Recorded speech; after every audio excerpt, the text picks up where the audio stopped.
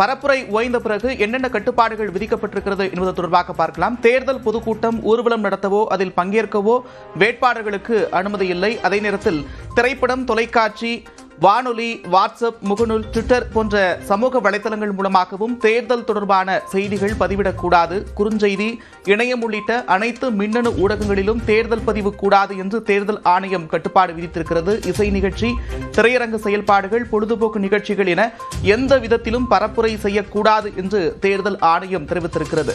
அதேபோல பரப்புரைக்கான கட்டுப்பாட்டை மீறினால் 2 ஆண்டுகள் சிறை தண்டனை அல்லது அபராதம் விதிக்கப்படும் என்றும் தெரிவிக்கப்பட்டிருக்கிறது.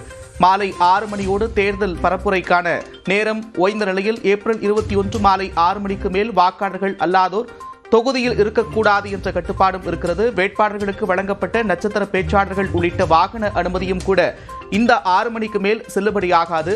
வாக்காளர்களை வாக்குச்சாவடிகளுக்கு அழைத்து செல்ல வாடகை வாகனங்களை பயன்படுத்துவது குற்றம் என்றும் தேர்தல் ஆணையம் தன்னுடைய விதிமுறைகளில் தெரிவித்திருக்கிறது. வாக்குச்சாவடியிலிருந்து 100 மீட்டர் தூரத்தில் இருவருடன் வேட்பாளர் அல்லது கட்சி தேர்தல் அலுவலகம் அமைக்கலாம் என்றும் தெரிவிக்கப்பட்டிருக்கிறது. இதேபோல பல்வேறு கட்டுப்பாடுகள் விதிக்கப்பட்டிருக்கிறது. தேர்தல் பரப்புரைக்கான நேரம் முடிந்த நிலையில் நாளை மறுநாள் வாக்குப்பதிவுக்கு தமிழ்நாடு தயாராகி இருக்கிறது. பல்வேறு கட்டுப்பாடுகளும் இருக்கிறது. தொகுதிக்கு சம்பந்தப்படாதவர்கள் தொகுதியிலிருந்து 6 மணிக்கு மேல் அங்கு தங்கியிருக்க அனுமதி இல்லை. அதே நேரத்தில் தங்கும் விடுதிகளும் கூட கண்காணிக்கப்படும். திரைப்படம், தொலைக்காட்சி, எஃப்எம், வானொலி, வாட்ஸ்அப், முகநூல், ட்விட்டர் என எந்த விதத்திலும் தேர்தல் தொடர்பான பிரச்சாரத்தை மேற்கொள்ளக்கூடாது. குறுஞ்செய்தி, இணையம் உள்ளிட்ட எந்த விதத்திலும் செய்யக்கூடாது. இசை நிகழ்ச்சி, திரையரங்கு செயல்பாடுகள், பொழுதுபோக்கு நிகழ்ச்சிகள் என எந்த விதத்திலும் தேர்தல் தொடர்பான பரப்புரை இனி மேற்கொள்ளக்கூடாது.